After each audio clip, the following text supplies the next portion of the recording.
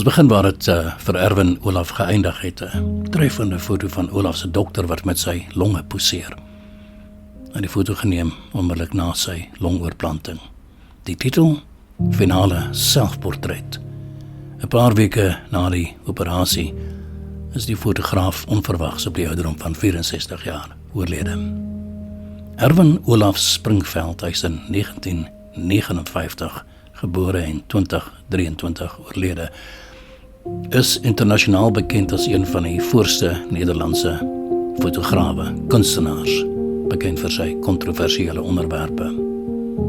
Olaf was 'n vrydenker en die strewe na persoonlike vryheid was die fundament van alles wat hy gedoen het. En of dit nou verband gehou het met sy identiteit, sy seksualiteit en geslag of bloot net 'n fascinasie was met die mens en al sy manifestasies, sy aktivistiese benadering tot die lewe is die gemeenskaplike draad waardeur sy werk en ook hierdie uitstalling loop.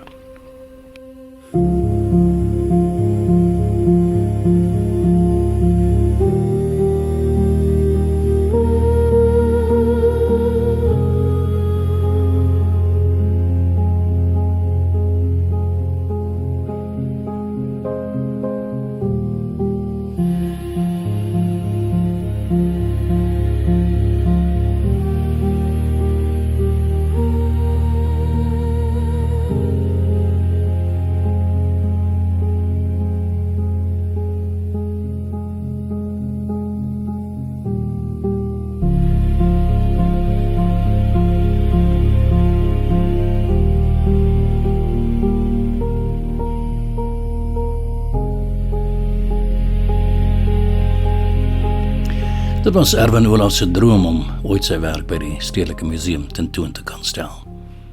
Die tentoonstelling is in baie opsigte oorweldigend, meesleurend.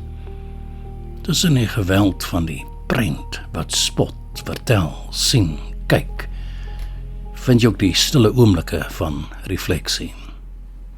Die werk gaan daaroor om jouself binne die 4 mure van die lewe te wees. Stap met my saam. Ek was vanoggend by die tentoonstelling. Dit is 'n paar foto's wat ek van die foto's gemaak het. Sien wat jy sien, kyk wat jy kyk.